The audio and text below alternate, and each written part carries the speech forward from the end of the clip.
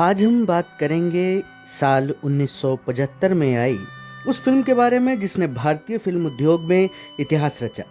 जी हाँ, एक ऐसी फिल्म जिसकी कामयाबी की दास्तां पीढ़ी दर पीढ़ी सुनी जाती है। एक ऐसी फिल्म जिसे बनाते समय मेकर्स को बिल्कुल भी ये अंदाज़ा नहीं था कि यह फिल्म हिंदी सिनेमा में अपना नाम सुनहरी अक्षरों से लिखाएगी। क्या कहानी, क्या संवाद, क्या कलाकारी और क्या संगीत, हर एक चीज बाकमाल। यहाँ तक कि सिनेमा घरों में अपनी सीट पर बैठे हर एक दर्शक के दिल में जुल्म और अत्याचार के खिलाफ बदला लेने को धधक उठे शोले।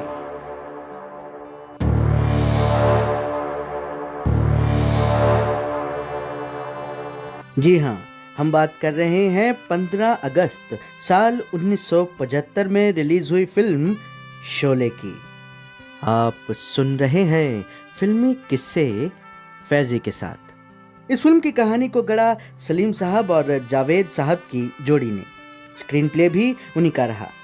देखिए, चलते चलते मैं यहाँ दर्शकों को बताना चाहूँगा कि कहानी यानी कि स्टोरी और स्क्रीन प्ले में क्या अंतर होता है। दरअसल किसी भी फिल्म की कहानी को लिखने के बाद एक समुचित समय सीमा में उस कहानी को पर्दे पर कैसे पेश किया जाएगा और कहानी की शुरुआत कैसे माहौल से होगी, कैसे सीन से होगी, और जैसे जैसे कहानी आगे बढ़ेगी वैसे वैसे फिल्म के सीन भी किस तरह से आगे बढ़ेंगे, पर्दे पर हर किरदार की अपनी एक अलग कहानी कैसे पेश की जाएगी, ये सब कुछ स्क्रीन प्ले में ही होता है।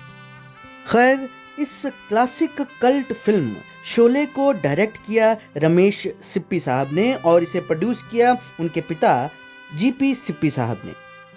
सिप्पी फिल्म्स के बैनर तले बनी इस फिल्म को बनाने के पीछे कई ऐसे रोचक किस्से हैं जिसे शायद एक ही ऑडियो या वीडियो में संजोना लगभग नामुमकिन है। फिर भी हमारे चैनल की तरफ से ये कोशिश की गई है कि इस बाकमाल फिल्म से जुड़ी कुछ बेहतरीन बातें आप तक पहुंचा सकें। मुख्य भूमिका की बात करें तो अमिताभ बच्चन जी, धर्मेंद्र जी, जया भादुरी जी और हेमा मालिनी जी, संजीव कुमार साहब, अमजद खान, इन सब द्वारा अभिनय किए गई इस फिल्म में जहां कहानी रोचक रही वहीं संवाद भी खूब पसंद किए गए। फिल्म का संगीत भी बहुत बेहतरीन रहा। पंचम दा का संगीत और आनंद बख्शी साहब की कलम से लिखे गए गीतों को श्रोताओं का बेपनाह प्यार मिला। और तो और फिल्म के गीतों के अलावा बैकग्राउंड म्यूजिक और मेन साउंड ट्रैक को भी संगीत प्रेमियों का बहुत प्यार मिला। इस फिल्म के गीतों का ये आलम रहा कि चर्चित बिनाका गीतमाला की शीर्ष फिल्मी गीतों की सूची में शोले के गीत शामिल किए गए। एक तरफ जहां फिल्म के गीत श्रोताओं को मंत्रमुग्ध कर रहे थे, वहीं दूसरी ओर फिल्म के संवाद, जी हाँ, फिल्म के संवाद दर्शकों के दिलों पर राज कर रहे थे और अपनी पकड़ बना चुके थे। गली गली में शोले के डायलॉग्स बोले जा रहे थे। इसी प्रसिद्धि को देखते हुए मेकर्स ने फिल्म के संवादों का एक अलग साउंड ट्रैक भी निकाला।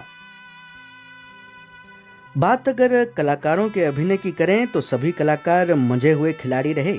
जय और वीरू के किरदार में जहां अमिताभ बच्चन जी और धर्म जी ने बाकमाल अभिनय किया, वहीं बसंती के किरदार में हेमा जी ने भी चुलबुली एक्टिंग से दर्शकों का दिल जीत लिया। ठाकुर साहब की छोटी विधवा बहू के किरदार में जया बच्चन जी ने संजीदा अभिनय किया और खुद ठाकुर साहब यानी कि हमारे हरि भाई मतलब संजीव कुमार साहब ने भी बेहतरीन अभिनय से दर्शकों का दिल जीत लिया। और अब बारी आती है फिल्म के खलनायक का किरदार अदा करने वाले अमजद खान साहब की। गब्बर सिंह के किरदार में अमजद खान साहब ने मानो जान डाल दी। ऐसा लगा जैसे ये किरदार खान साहब के लिए ही बना हो। हालांकि मेकर्स ने खान साहब से पहले गब्बर सिंह के किरदार के लिए कई और चेहरे देखे, पर वो कहते हैं ना कि दाने दाने पर लिखा है खाने वाले का नाम। ठीक उसी तरह से हर एक किरदार पर लिखा है उसे अदा करने, उसे निभाने वाले का नाम। फिल्म के स्टंट, सेक्शन सीन्स, सिनेमेटोग्राफी सब आला दर्जे की रही।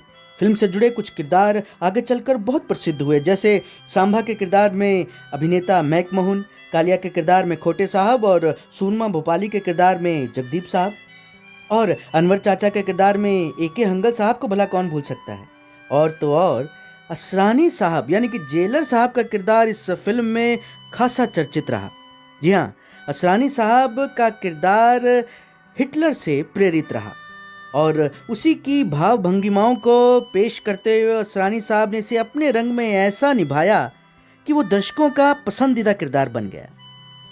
और जहाँ तक कॉस्ट्यूम की बात आती है तो सिप्पी साहब नहीं चाहते थे कि शोले का खलनायक वहीं घिसी पिटी धोती कुर्ता पहने, माथे पर काला तिलक लगाए और माँ भवानी का भक्त दिखे, क्योंकि इससे पहले की लगभग हर फिल्म में यही डाकू का पहनावा रहा, तौर तरीका रहा। इसलिए कॉस्ट्यूम टीम ने इस बार डाकू को सेना जैसी मिलती जुलती वर्दी पहनाई। जहाँ तक जय के किरदार की बात आती है तो सिप्पी साहब चाहते थे कि शत्रुघ्न सिन्हा साहब जय का किरदार निभाएं, पर धर्मेंद्र जी और सलीम साहब, जावेद साहब ने अमित जी को ही इस किरदार के लिए सही ठहराया। खैर, किसी तरह सिप्पी साहब मान गए और जय के किरदार के रूप में अमिताभ बच्चन जी फाइनल हुए। और अमिताभ बच्चन जी ने भी क्या बाकमाल अभिनय किया। एक तरफ जहां अमिताभ बच्चन जी और जया भादुरी जी ने शोले की शूटिंग से कुछ महीने पहले ही शादी की, वहीं धर्मेंद्र और हेमा मालिनी जी के बीच भी प्यार परवान चढ़ रहा था, जो कि सीता और गीता फिल्म से चलते चलते शोले तक पहुंच गया था। फिल्म रिलीज होने के कुछ सालों बाद दोनों परिणय सूत्र में बंध गए। फिल्म की शूटिंग में इतना लंबा समय लगने का कारण ये रहा कि फिल्म के हर एक सीन में जान डाली गई, जैसे कि ट्रेन डकैती का वो सीन। इस सीन को फिल्माने में लगभग 7 हफ्ते लगे। जी हाँ, 7 हफ्ते। और वो चर्चित गीत ये दोस्ती हम ना तोड़ेंगे, इसकी शूटिंग में लगभग 15 से 20 दिन लगे। शोले अपने आप में पहली भारतीय फिल्म थी जिसमें स्टीरियोफोनिक साउंड ट्रैक था और 70 mm की वाइड स्क्रीन। हालांकि सिनेमा घरों में रिलीज होने के शुरुआती 1-2 दिन दर्शकों की प्रतिक्रिया कुछ ठंडी रही। मन मुताबिक ओपनिंग ना मिलने की वजह से मेकर्स उदास हो गए।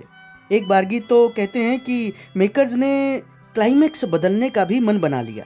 दरअसल सिनेमा घरों में किसी भी फिल्म के रिलीज होने पर पहले 2-3 दिनों का बहुत अहम रोल होता है। Box office reports, collections, film समीक्षकों की राय शुरुआत के इन्हीं दिनों पर टिकी होती है। पैसा बहुत लग गया था, लेकिन नतीजा ठंडा। अब क्या करें, दिलों की धड़कन तेज हो चुकी थी कि कहीं घाटा ना पड़ जाए। आखिरकार टीम ने यह फैसला लिया कि शुक्रवार को फिल्म रिलीज हुई है, पहला इतवार देख लेते हैं, नहीं तो फिल्म का एंड बदलते हैं और दोबारा थिएटर्स में लगाएंगे। अभी ये कश्मकश चल ही रही थी कि सोमवार आते आते मानो चमत्कार सा हुआ और बाजी पूरी तरह से पलट गई। फिल्म ने जबरदस्त रफ्तार पकड़ी, हाउसफुल, टिकट खिड़की पर सैकड़ों की भीड़ उमड़ पड़ी, लाठी चार्ज, ब्लैक में टिकटों की बिक्री, सभी शो पूरी तरह से हाउसफुल। मेकर्स तक जब ये बात पहुंची तो ये सब कुछ देखकर हैरान थे कि आखिर इन 2-3 दिनों में न जाने ऐसा क्या हो गया। खैर, इस फिल्म ने इतिहास रचा। 3 करोड़ में बनी फिल्म शोले ने लगभग 35 करोड़ रुपए की कमाई की। कहते हैं कि 20 साल तक इसकी कमाई का रिकॉर्ड कोई फिल्म तोड़ न सकी।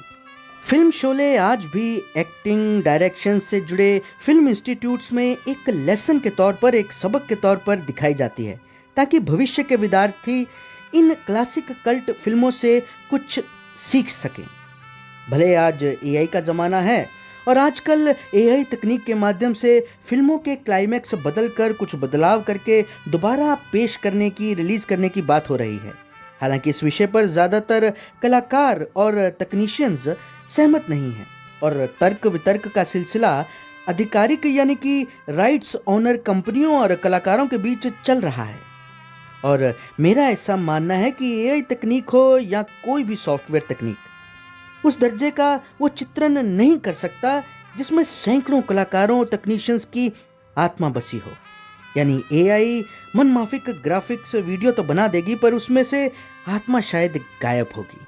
क्योंकि भारत में सिनेमा सिर्फ एक उद्योग नहीं, बल्कि उन 140 करोड़ लोगों के दिलों की धड़कन है, उनकी खुशी जाहिर करने का जरिया है, उनकी उदासी में डूबकर गम का समुद्र है, उनका चुलबुलापन है, उनका हंसना, उनका रोना है, सब कुछ है सिनेमा। ये है फिल्म शोले का सम्मोहन, या यूं कहें कि सिनेमा का जादू। आप सुन रहे हैं फिल्मी किस्से फैजी के साथ। हमारे चैनल को सब्सक्राइब कीजिए। वीडियो पसंद आए तो इसे लाइक करें, शेयर करें। और हमारे चैनल की बेहतरी के लिए अगर कोई राय हो, सुझाव हो तो वो भी हमारे साथ ज़रूर शेयर कीजिए। हमें आपके सुझावों का बेसब्री से इंतज़ार रहेगा।